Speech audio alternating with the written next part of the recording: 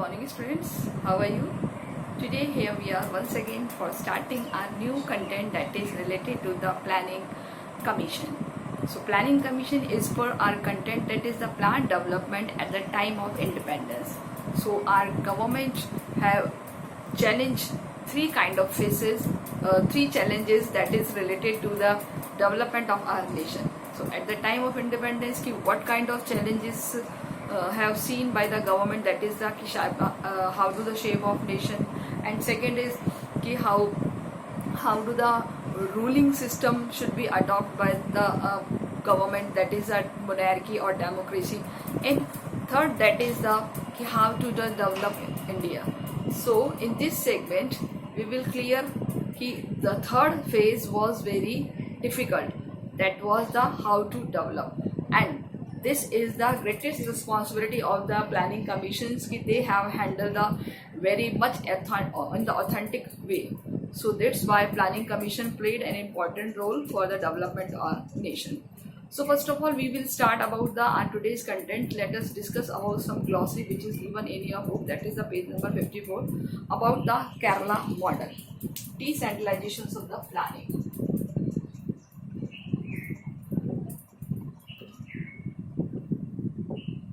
Our chapter is, that is the 12. Clear?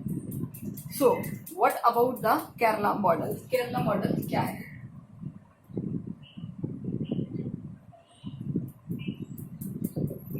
तो यहाँ पर हमें केरला मॉडल से रिलेटेड कुछ इम्पॉर्टेंट थिंग्स पता होनी चाहिए कि केरला मॉडल क्या था और किस तरीके से इसको डेवलप किया गया है. So first of all we will see about the कि one thing that should be, that is the planning decentralisation.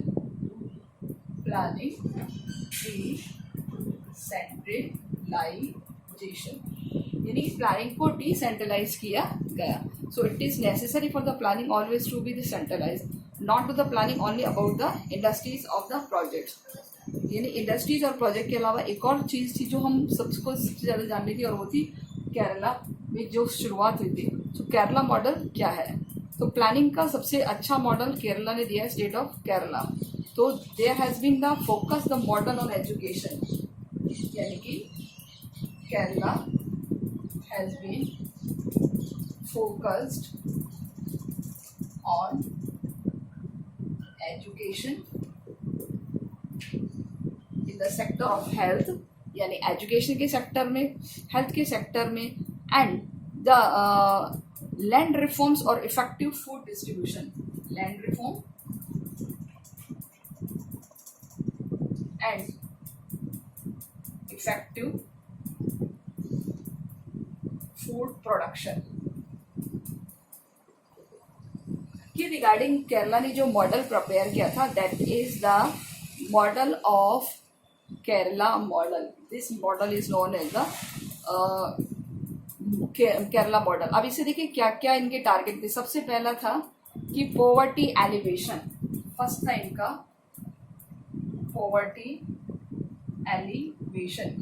What poverty elevation in the sense poverty को हटाना, पॉवर्टी को रिमूव करना. And that is the despite the low per capita income और relatively week industrial base जो थे, यानी कि जो वीक इंडस्ट्रीज थी उनको कन्वर्ट करना था, मतलब कि कुछ ऐसी लार्ज इंडस्ट्रीज में ताकि पर कैपिटा इनकम ग्रो कर सके, पर कैपिटा इनकम ग्रो हो सके. ओके, एंड देन उन्होंने किया भी है ऐसा. और उसके अलावा अगर हम बात करें तो केरला के मॉडल में industrial base Kerala achieve nearly the total literacy and the life expectancy. अब उसका क्या रिजल्ट रहा इसका मॉडल का? सबसे पहला 100% लिटरेसी. क्या रिजल्ट रहा? 100% लिटरेसी, यानी कि जो केरला है उसके इस मॉडल का रिजल्ट रहा कि केरला कंप्लीटली लिटरेट बन गया. And one another thing that is the कि यहाँ पर लॉन्ग लाइफ एक्सपेक्टेंसी हो गई. Long life expectancy. क्लियर? इस तरीके से जो जीवन जीने की क्षमता है लोगों की वो भी बहुत ज़्यादा इंक्रीज हो गई थी. Apart this we will discuss कि और क्या हुआ था, दैट इज कि low infant and female mortality, low infant और फीमेल मोर्टेलिटी, यानी कि लो इन्फेंट जिसको कहते हैं शिशु मृत्यु दर, low infant in the sense कि शिशु मृत्यु दर भी कम हो गई और फीमेल मोर्टे रेट जो था वो भी डाउन हो गया था। And the birth rates and the high access of the medical care, जो बर्थ रेट थी वो भी इंक्रीज हो गई, बर्थ रेट इंक्रीज और मेडिकल फैसिलिटीज मिलने लग गई थी। Medical facilities in the sense की अच्छी जो सुविधा होती है मेडिकल की, क्लियर। सो मेडिकल केयर होने लगी थी। Between the 1987 and 1991 the government launched a new democratic initiative which involved the campaigns for the development. So ये जो प्रोजेक्ट हुआ है लॉन्च, ये जो हुआ है दैट इज द 1987 और 1991, क्लियर। तो बिटवीन द 87 और 91 के 3-4 सालों में ही इतने ग्रेटेस्ट चेंजेस देखने को मिली हैं इस केरला मॉडल ने।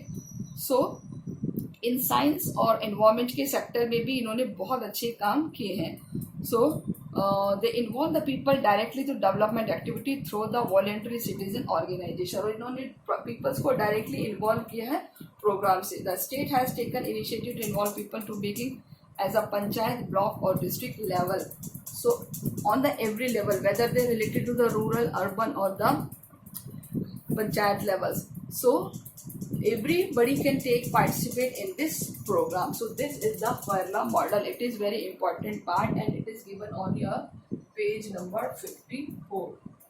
So just prepare a notes regarding to Kerala model.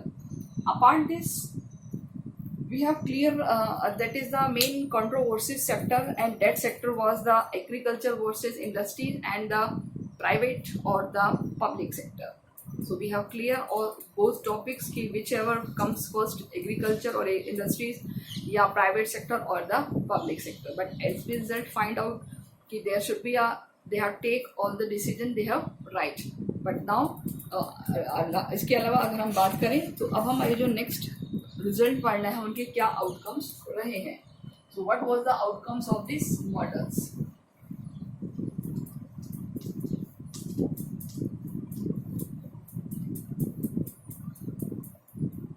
बात करते हैं मेजर आउटकम्स के बारे में।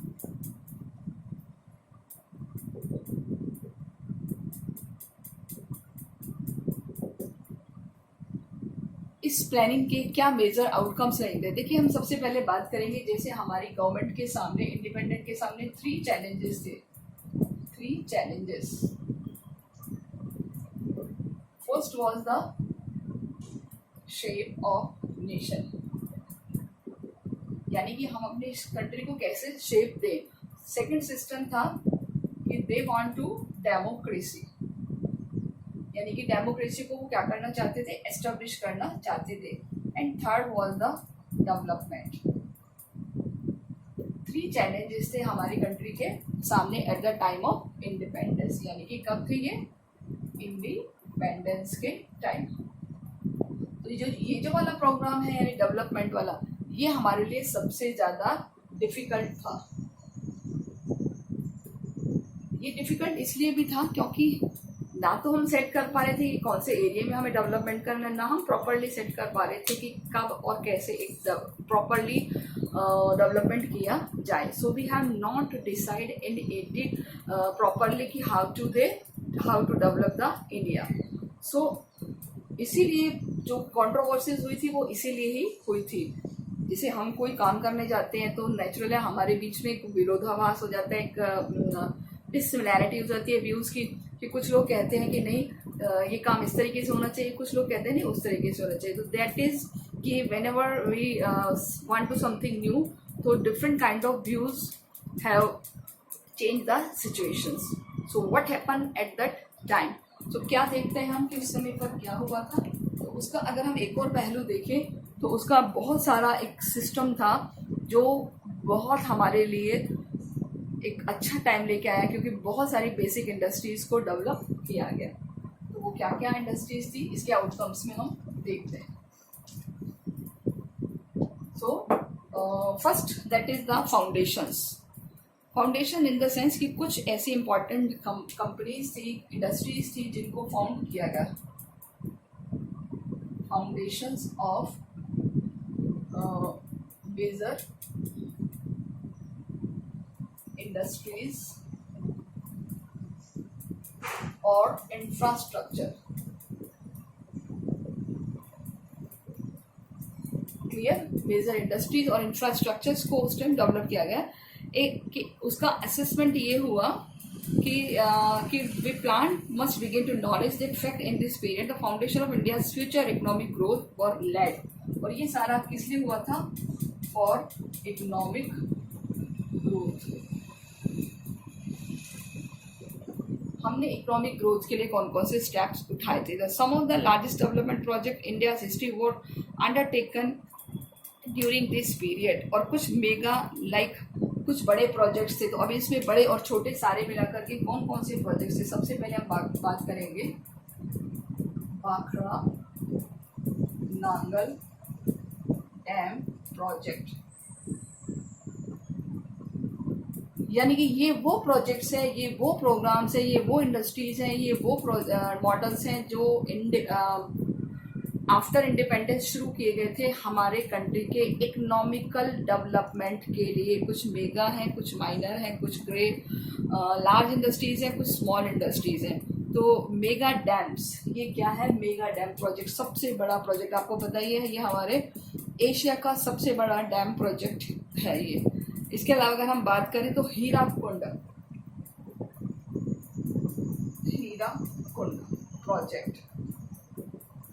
अब देखिए इन दोनों प्रोजेक्ट का एम क्या था? इरिगेशन, यानी कि जो एग्रीकल्चर है उसको प्रॉपर इरिगेशन सिस्टम में ढाला जा सके, यानी कि प्रॉपर इरिगेशन की फैसिलिटी मिले, प्लस पावर जनरेट के लिए, यानी हमें इलेक्ट्रिसिटी भी मिल सके। आपको पता ही है कि जो भी डैम होता है तो हम वो इलेक्ट्रिसिटी, हाइड्रो इलेक्ट्रिसिटी जनरेट करते हैं। क्लियर? तो ये दो डैम्स का यहाँ पर जिक्र किया। अब आपको क्या करना है यहाँ पर? अब ये आपके काम है। हीराकुंड और भाखड़ा नांगल डैम कहाँ पर बनाए हैं, कौन सी रिवर पर बनाए हैं, कब बनाए हैं, इनके क्या फीचर्स हैं, ये आपको सारे इससे रिलेटेड पॉइंट फाइंड आउट करने हैं। आप नेट पर देखेंगे, आपको इजीली मिल जाएगा। आप सर्च करिए भाखड़ा नांगल डैम, आपको सारी लंबाई चौड़ाई सब पता चल जाएगी। कौन सी रिवर पर बनाया है, कब बनाया हुआ है, किस किस को किस पानी वाटर सप्लाई होता है, किस किस का पर्पज सॉल्व होता है, just like Hirakud. Okay, next we will see about the, ये तो दो हो गए पावर जनरेशन के लिए और इरिगेशन के पर्पज के लिए। अब हम बात करेंगे some of the heavy industries. Heavy industries यानी कि बड़ी औद्योगिक इकाइयां, बड़ी बड़ी इंडस्ट्रीज कौन कौन सी लगाई गई है? जस्ट लाइक अ स्टील प्लांट,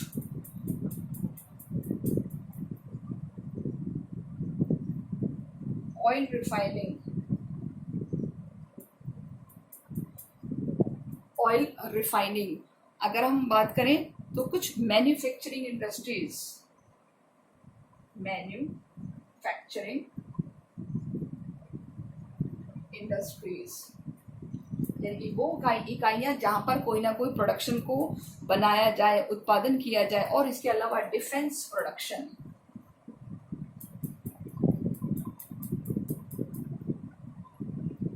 तो ये कुछ ऐसी यूनिट्स थी जो मैन्युफैक्चरिंग से जुड़ी हुई थी। इनको भी डेवलप किया गया, word start during this period. और ये भी कब हुई है? ये भी इसी पीरियड में हुई है। और इनका मेन मकसद था टू गिव एम्प्लॉयमेंट, यानी कि नो डाउट किससे जुड़ा है? वही हमारा ये इकोनॉमिक ग्रोथ से। क्लियर? अगर हम बात करें तो कुछ और चीज शुरू है इसमें, और वो है इंफ्रास्ट्रक्चर फॉर ट्रांसपोर्ट और कम्युनिकेशन। ट्रांसपोर्ट और कम्युनिकेशन इस सेक्टर में भी यहाँ पर उस टाइम बहुत ज़्यादा इम्प्रूव किया गया. On late some of the mega projects have come to the lot of criticise, yet much of later economic growth including that by the private sector maybe have been the possible in the absence of the foundation. But हम बात करें कि ये जो foundation थे, यानी ये हमारी आर्थिक व्यवस्था की एक नींव है, बुनियाद है, जिससे हमें बहुत ज़्यादा फायदा मिला. जब हम कोई काम करते हैं तो नो डाउट उसकी आलोचना भी होती है, उसको ये भी कहा जाता है कि ये क्या कर रहे हैं, लेकिन दो लोग तारीफ करने वाले भी होते हैं तो दो लोग बुराई करने वाले भी होते हैं, बट फिर भी हमारा काम होता है. तो नो डाउट जब ये इतने सारे काम हमारी गवर्नमेंट ने शुरू किए तो कुछ अच्छी बातें भी आई सामने, कुछ नेगेटिव पॉइंट्स भी सामने आए थे, लेकिन हम कहते हैं कि अच्छी बातें ज़्यादा हुई थी. तो यहाँ से एक शुरुआत हो गई थी हमारे इंडिपेंडेंट इंडिया की इकोनॉमिक ग्रोथ की, जो आज तक कंटिन्यूस है. और हम सभी जानते हैं कि आफ्टर 1990 यानी 91 से तो हमने इकोनॉमिक रिफॉर्म शुरू कर ही दिया था कि जो चीज़ें 50 में नहीं हो पाई थी, 50 के बाद नहीं हो पाई थी, वो 91 से हमने शुरू कर दी थी. क्लियर? तो ये भी हमें एक पॉइंट याद रखना है. अब हम बात करेंगे that is the land reforms. So आपको जो यहाँ पर वर्क करना है वो क्या वर्क करना है, देखिए हर प्रोजेक्ट से रिलेटेड कुछ ना कुछ आपको मिलेगा. ये आपको जैसे यहाँ पर डेट्स, प्लेसेस, रिवर्स पता करनी है, कौन कौन से स्टील प्लांट है जो उस टाइम लगे थे, ये आपको फाइंड आउट करना है. Name of the steel plant which is founded in on that time. Oil refineries कौन कौन सी हैं, मैन्युफैक्चरिंग इंडस्ट्रीज कौन सी हैं, और डिफेंस प्रोडक्ट बनाने वाले कौन कौन सी प्रोडक्ट की इकाइयाँ हैं, यूनिट्स हैं, वो हमें फाइंड आउट करनी है. और ट्रांसपोर्ट और कम्युनिकेशंस की किस तरीके से वो इंडस्ट्रीज डेवलप हुई हैं at the time of independence through the planning commission. Okay, now we will discuss the land reforms program.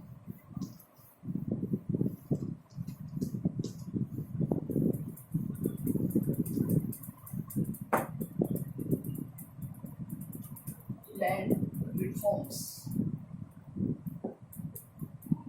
But another thing started by our government, that is the land reform. So here we will start a long question कि explain the land reform programs in India. Bharat में भूमि सुधार कैसे हुआ. So सबसे पहले अगर हम बात करें तो हमारा जो सेक्टर था वो एग्रेरियन था. Agrarian in the sense agro based था, एग्रीकल्चर बेस्ड था. जहाँ पर एक हम उस पीरियड की बात करेंगे जहाँ पर बहुत सारा हमारा जो सेक्टर था वो एग्रीकल्चर पर डिपेंड था, बट जो लैंड्स थी वो अनइक्वली डिवाइडेड थी, यानी कि बहुत ही गलत तरीके से बटी हुई थी, जिसकी वजह से हमारे यहाँ एक सिस्टम डेवलप हुआ था, that is the zamindari system. ठीक है, उस जमींदारी सिस्टम ने हमारे कंट्री को बहुत ही ज़्यादा तरीके से फाइनेंशियली लॉस भी कर दिया, क्योंकि ब्रिटिशर्स के टाइम में ये जो जमींदार थे ये ब्रिटिशर्स के बहुत ज़्यादा लॉयल हो गए थे. क्लियर?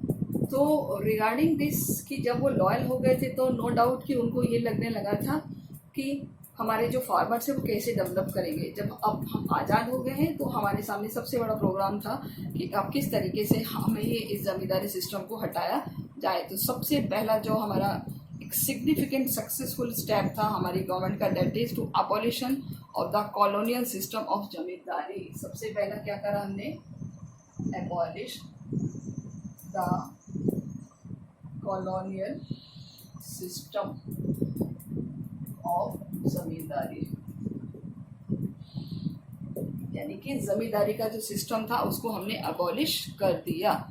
सो कि this board not only the release land from clutches on the class and a little not only release hand the clutches of the class that has a little interest in agriculture, यानी जिससे लोगों का, और दूसरा देखिए इसी में ही हम बना सकते हैं enhance the interest in agriculture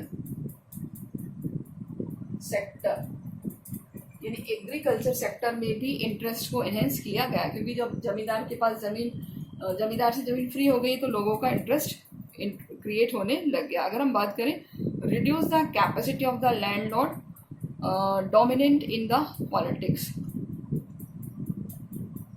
reduce the capacity, यानी कि जो पहले उनके लैंड ओनर्स थे उनके पास जो ज़्यादा ज़मीन थी, अब उसको धीरे धीरे क्या कर दिया, landlords to dominate politics.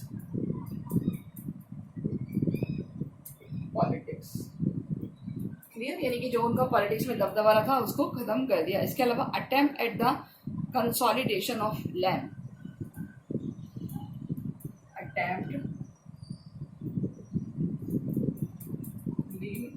Consolidation का मतलब होता है जमीन को एकत्रित करना। कंसोलिडेशन ऑफ लैंड, पहले क्या था, जमीन छोटे छोटे पार्ट्स में डिवाइड हुई थी, अब उसको पूरा कंसोलिडेटेड किया गया। कंसोलिडेटेड यानी उसको एकत्रित कर दिया गया ताकि इजीली उस पर फार्मिंग की जा सके। So bringing a small piece of land together one place so that the farm size could be become viable for the agriculture. अब इससे क्या हो गया, बिगर साइज हो गया, bigger size of land.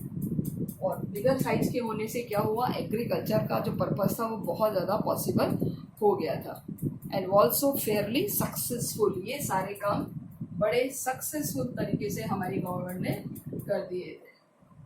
Successful,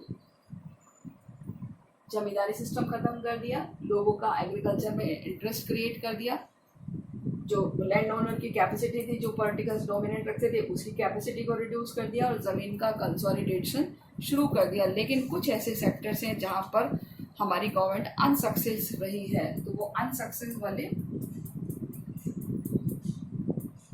पहलू भी हम देख लेते हैं। सबसे पहला, फर्स्ट किन किन में अनसक्सेस रही है। सो फर्स्ट है कि law were made put upper limit of ceiling, law were made for upper limits of ceiling, यानी कि जो एक अपर लिमिट थी किसकी, दैट इज कि किसके पास कितनी ज़मीन रहेगी and how to agriculture land of person could own, कि किसी पर्सन के पास कितनी एग्रीकल्चर लैंड होगी, ये तय नहीं कर पाए थे। और similarly the tenant who work on the someone else, और सेकंड था कि कुछ tenants who work on someone's land, यानी कि वो किसान जो किसी और की खेती पर, जो किसी और की ज़मीन पर एग्रीकल्चर कर रहे थे, were given greater legal security, were given greater legal security, उनको ज़्यादा सिक्योरिटी दी जाए। तो इस तरीके से इन दो बातों में हम सक्सेस नहीं हुए। सबसे पहला कि लिमिट हमने तय नहीं कर पाए, मीन्स कि land reforms was less successful through the law were made to put an upper limit of the ceiling of how too much agricultural land one person could own, यानी कि एक व्यक्ति के पास कितनी ज़मीन होनी चाहिए। Second, the tenants who worked someone else's land were given to the greater security against the eviction, but provision is rarely implemented. तो इस तरीके से कुछ ये दो पैरामीटर्स आए थे, सक्सेस के और अनसक्सेस के। But it was not easy to these the well meaning of the agriculture the genuine effect actions. तो इस तरीके से कुछ और चीज़ें भी हुई थी जिसकी वजह से एक जेन्युइन इफेक्ट आ गया था। अब हम बात करेंगे ग्रीन रेवोल्यूशन की।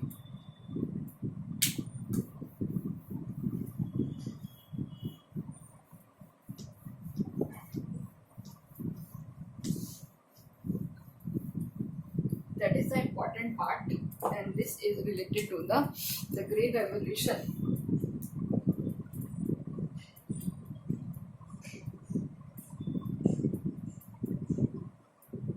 देखिए, ग्रीन रेवोल्यूशन जिसको हम कहते हैं हरित क्रांति, हमारे कंट्री में एक बहुत बड़ी शुरुआत थी। हाँ, बट उससे पहले एक चीज़ और हम रह गए, that is the food crisis. Food crisis I want to tell you, it is page number 59, food crisis. क्योंकि फूड क्राइसिस को पढ़ेंगे तभी ग्रीन रेवोल्यूशन आएगा। तो ये घटना है बिहार की, फूड क्राइसिस इन बिहार। तो ये एक इंसिडेंट हुआ था बिहार में। कब हुआ था? कि agriculture situation went bad from Wars इन 1960 में एग्रीकल्चर वॉज नॉट गुड, यानी एग्रीकल्चर उस टाइम बहुत अच्छा नहीं हुआ था। और इसी बीच में यानी 65 से 67 तक हमारे उस टाइम बहुत डाउट भी था और Okada many part of country 65 क्या बोलते हैं 1965 से 65 से 67 तक क्या हुआ था, डाउट, मतलब बहुत ज़्यादा सूखा भी पड़ा था। Doubt occurred in many part of country, clear, यानी कंट्री के बहुत सारे पार्ट में सूखा भी पड़ा था। इसके अलावा 2 wars were foreign exchange crisis faced 2 wars in 1960 और 1964 यानी ये चाइना का और ये पाकिस्तान का उस टाइम अटैक हुआ था हमारे ऊपर। सो इसकी वजह से हमारे यहाँ क्या हो गई थी, फूड शॉर्टेज, क्लियर। तो वहाँ पर बिहार का जो सिस्टम था, यानी कि बिहार में इतनी ज़्यादा भूखमरी हो गई थी, फूड क्राइसिस हो गई कि 9 district producing less than half of the normal output, यानी कि जो 9 जिले थे वहाँ तो कुछ भी प्रोडक्शन नहीं हुआ था। तो इस तरीके से कुल मिलाकर जो बिहार का सिस्टम था वो बहुत डाउन हो गया था। एक और चीज़ याद करनी है कैलोरीज से रिलेटेड। एक हेल्दी पर्सन को कैलोरी कितनी चाहिए, हेल्दी पर्सन को 2450 according to the book, but वैसे तो 2400 होता है 2450, but the calories intake drop from 200 per capita per day to low as the 1200, कितनी रह गई 1200 पर डे। तो ये बहुत ज़्यादा रिड्यूसिंग होती है, किसी भी पर्सन के लिए बहुत ज़्यादा हानिकारक होती है। तो जो डेथ रेट थी वो 34% हायर हो गई। 1967 में क्या हुआ था, जो डेथ रेट है वो हायर हो गई थी 34%, 34% ज़्यादा डेथ होने लगी थी। तो number of death occurred in following year, food prices also hit in high in Bihar. अब उससे क्या हुआ, जो फूड प्राइस थी वो भी इंक्रीज हो गई थी as comparatively other area in the sense कि पंजाब, हरियाणा। अगर हम बात करें पंजाब और हरियाणा से, तो जो बिहार का फूड का रेट था वो जस्ट डबल ट्रिपल हो गया था। तो उसी टाइम गवर्नमेंट हैड जोनिंग क्यों हो गया था, क्योंकि government had zoning policies that prohibited trade food across state. Government ने एक पॉलिसी चला रखी थी, that is the zoning policy. Zoning यानी कि कुछ जोन बनाने से गवर्नमेंट को, इसकी वजह से आपस में ट्रेड भी नहीं हो पा रहा था, जिसकी वजह से भी फूड क्राइसिस हो गए थे। So the reduced availability of food in Bihar dramatically. The situation such in this, the poorest sections of the society suffer the most. और इस तरीके से वहाँ के लोगों को बहुत ज़्यादा सफ़र करना पड़ा था। Which sector? In the sector of food. Okay? अब हम बात करेंगे ग्रीन रेवोल्यूशन की, यानी कि कुछ हुआ, उसका क्या परिणाम हुआ। एक घटना घटी बिहार में और उस घटना से हमने सबक लिया कि भाई हमें क्या करना है, हमें सबसे ज़्यादा सेल्फ सफिशिएंट बनना है फूड सेक्टर में, क्योंकि पेट भरा तो सब कुछ भरा, पेट खाली तो कुछ नहीं है। तो हमें सबसे पहले आत्मनिर्भर बनना होगा। हमारे यहाँ प्रॉपर खाद्यान्न होना चाहिए, प्रॉपर फूड होना चाहिए, तभी हम सर्वाइव कर पाएंगे। और एट लास्ट उसी का रिजल्ट निकला, that is the green revolution, हरित क्रांति। कैसे इसका रिजल्ट निकला, दैट इज, ये सारे नोट्स आपको बनाने हैं, that is related to the food crisis से। हम बात करते हैं ग्रीन रेवोल्यूशन। तो ग्रीन रेवोल्यूशन की आपको मैं थोड़ी सी हिस्ट्री बता देती हूँ कि ये वैसे तो 1960 से इसकी शुरुआत हो गई थी, 1960 और 70 तक इसको लॉन्च किया गया, बट प्रॉपरली जो इसकी शुरुआत हुई थी वो 1965 में हुई थी, at the time of prime minister Lal Bahadur Shastri. And इस project initiative by the MS Swaminathan. ठीक है, ये आपको याद रखना है। प्रॉपरली जो इसकी शुरुआत हुई है वो 1960, देखिए 60 से 1970 का जो टाइम था वो किसका टाइम माना जाता है, ग्रीन रेवोल्यूशन का। लेकिन इसकी जो प्रॉपरली इंडिया में शुरुआत किया गया ना 1965 बाय PM लाल बहादुर शास्त्री,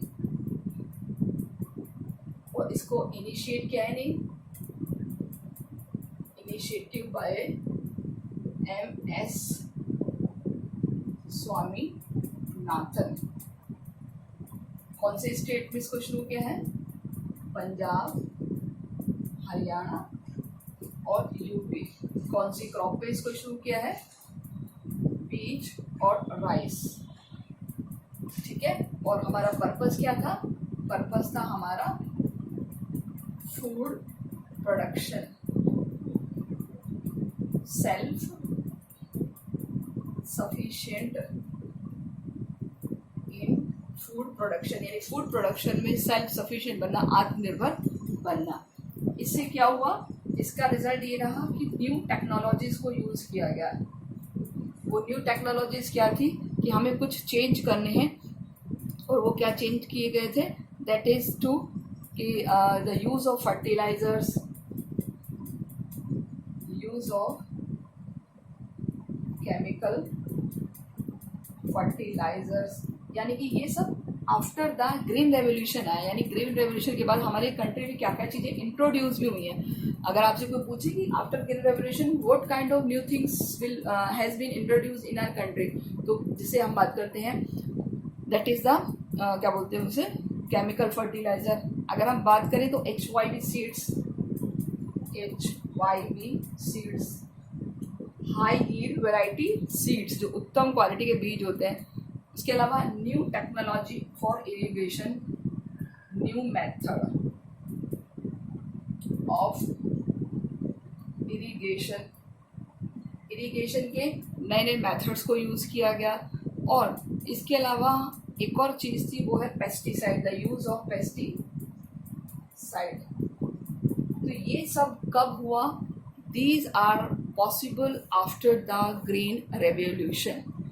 देखिए इसके नेगेटिव इफेक्ट्स भी हम जानते हैं, इसके पॉजिटिव इफेक्ट्स भी जानते हैं। हम आपने जूनियर सेक्शंस में देखा होगा कि व्हाट वाज द पॉजिटिव और negative effect of the green revolution. But हम ये देखते हैं कि हमारे यहाँ पर जो इंडस्ट्रियल प्रोडक्शन इंक्रीज हुआ है वो किस वजह से हुआ है, आफ्टर द ग्रीन रेवोल्यूशन। सो देखिए पहले हम यूनाइटेड स्टेट पर डिपेंड थे, अमेरिका से हमारे यहाँ बहुत सारा अनाज आता था। अब अमेरिका ने भी अपनी पॉलिसीज़ लगा दी कि भाई इंडिया आपको क्या करना पड़ेगा कि एग्रीकल्चर के सेक्टर में आप हमसे ले रहे हो तो इसके बदले आपको भी कुछ देना पड़ेगा। तो गिव एंड टेक की पॉलिसीज़ को अडॉप्ट कर लिया था। बट जो इंडियन गवर्नमेंट है उन्होंने सोचा कि हम ऐसे कब तक रिगार्डिंग टू द फूड किसी और से हेल्प लेते रहेंगे, तो why not we have to self sufficient. So they have started this system. तो ये है green revolution. Whenever you will read the paragraph आपको तुरंत समझ में आ जाएगा। साइड में एक और दिया हुआ है व्हाइट रेवोल्यूशन, व्हाइट रेवोल्यूशन जिसको श्वेत क्रांति भी कहते हैं, जो कि मिल्क से रिलेटेड है, मिल्क प्रोडक्शन। क्लियर। तो इसमें जो मिल्क प्रोडक्शन है उसके बारे में शुरू किए गए थे, गुजरात से इसको शुरू किया गया था इस प्रोजेक्ट को। गुजरात में एक प्लेस है आनंद, जहाँ पर अमूल का बहुत बड़ा गवर्नमेंट का प्रोजेक्ट है, डेयरी प्रोजेक्ट है, और उसको शुरू किया है और शुरू करने वाले हैं that is the Verghese Kurien, by Verghese Kurien. इनको क्या कहा जाता है, क्या बोलते हैं, व्हाइट रेवोल्यूशन के फादर। ठीक है, जैसे MS स्वामीनाथन को ग्रीन रेवोल्यूशन के फादर कहा जाता है, हरित क्रांति के फाउंडर, इनको कहा जाता है फादर ऑफ ग्रीन रेवोल्यूशन, इनको कहा जाता है father of white revolution. Clear. तो गुजरात से इस प्रोजेक्ट को शुरू किया गया। आनंद, जहाँ का आप सभी जानते हैं, Amul is dairy cooperative movement joint about a million peoples. और आप जानते हैं कि अब ये इतना बड़ा प्रोजेक्ट बन गया है कि इसमें बहुत सारी मेल्स फीमेल्स भी जुड़ करके अपने एक बहुत सारी कोऑपरेटिव फार्मिंग्स को भी शुरू कर रही हैं। तो आपको लगता है ये सब किस लिए है? यस, ये हमारे इकोनॉमिक ग्रोथ के लिए। क्लियर? तो चाहे ग्रीन रेवोल्यूशन हो, वाइट रेवोल्यूशन हो, येलो रेवोल्यूशन हो, सो बहुत सारे रेवोल्यूशंस ऐसे हैं जो आपको यही बताएंगे कि they started for the economic growth of our country. So and later development में हम देखेंगे कि कुछ ऐसे सिग्निफिकेंट्स है जो आफ्टर 60 के बाद हुए थे, जो नेहरू जी की डेथ के बाद हुए थे। तो इसको मैं आपको वीडियो लेक्चर्स में समझाती हूँ। Okay, so I hope students ये चैप्टर आपको बहुत इंटरेस्टिंग और बहुत ज़्यादा इजी लगा होगा। जो आपको बताया है वो चीज़ें आप सेल्फ फाइंड आउट कर सकते हैं। Clear students? और ये आपको नोट्स प्रिपेयर करने हैं ग्रीन रेवोल्यूशन, वाइट रेवोल्यूशन से रिलेटेड, फूड क्राइसिस से रिलेटेड, केरला मॉडल से related, major controversy in the agriculture versus क्या बोलते हैं इंडस्ट्रीज एंड द प्राइवेट और द पब्लिक सेक्टर।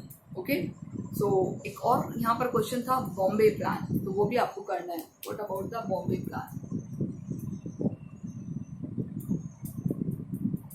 ये भी इम्पोर्टेंट क्वेश्चन है। और एक और है इसमें लेफ्ट और right.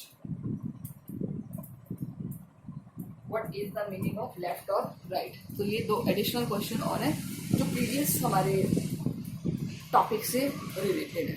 Clear? So both of questions are very important. Clear?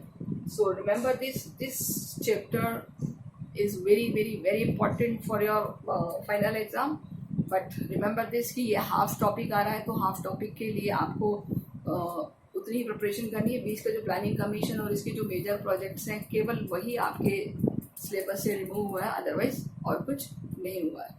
तो स्टूडेंट्स इस तरीके से आप अपने नोट्स प्रिपेयर कर लीजिए, और कहीं कोई दिक्कत आती है तो आप लाइव क्लासेस में डायरेक्टली अपने क्वेरीज को सॉल्व कर सकते हैं। सो आई होप कि आई थिंक कुछ भी नहीं रहा है इसमें, कवर अप हो गया है। तो फूड क्राइसिस, लैंड रिफॉर्म्स और केरला मॉडल है, इसको आप अच्छे से लर्न करके चलना। ये एक बूस्ट है। One another that is the J.C. Kumarappa, एक पर्सन है that is the J.C. Cornelius नाम है इनका। एक ग्लॉसरी में दिया पेज 55 पे, क्योंकि ये आपके बोर्ड एग्जाम्स में इस बार हमेशा ही कुछ ऐसा होता है कि थोड़ा सा डिफ़िकल्ट वे में क्वेश्चन आता है, तो वो इसी तरीके से क्वेश्चन हमसे पुटअप किए जाते हैं। क्योंकि जो बच्चे 100 आउट ऑफ 100 लेना चाहते हैं तो उनके लिए ये चीज़ बहुत इम्पॉर्टेंट है कि जो पार्ट ग्लॉसरी का है, जो पार्ट पिक्चर बेस्ड है, जो टेबल बेस्ड है, जो साइड में कुछ ऐसा नोट दिया है, समरीज दी हुई है, वहाँ से आपको कुछ क्वेश्चंस को आइडेंटिफाइड करना है, और they will help to secure 100%। Clear? कि इस तरीके से आपको वो चीज़ें कवर अप करनी है। सो आई होप बेटा अच्छे से पढ़ते चलिए, समझते चलिए, ये बहुत ज़रूरी है आप लोगों के लिए। डेली लाइव क्लासेस ज्वाइन करिए, डेली वर्क करिए, अपने खुद के नोट्स सेल्फ प्रिपेयर करिए, होमवर्क होम में करिए, नोट्स में करिए, ये आपकी चॉइस है। अगर आप नहीं करेंगे तो नो डाउट बहुत प्रॉब्लम हो जाएगी आगे, टाइम ऐसे ही निकलता जाएगा। बट इस मिस्टेक में मत रहिए कि आपके एग्ज़ाम्स नहीं होंगे या डिले होंगे वगैरह वगैरह। ये आपकी चीज़ें आपके लिए काम आएंगी, आप इसको यूज़ करके चलिए। So okay students, I think हमने बहुत कुछ इस चैप्टर से सीखा है, और हमें बहुत कुछ इसमें करना है। प्लानिंग कमीशन का आपको मैंने एक इंट्रोडक्शन दे ही दिया था। बॉम्बे प्लान आपको पेज नंबर 51 पे मिल जाएगा, लेफ़्ट और राइट भी मिल जाएगा आपको पेज नंबर 51 पे। ठीक है, तो यहाँ से आप उसको सॉल्व कर सकते हैं। Okay students, so take care and enjoy your study days, do your work properly. Thank you, bye.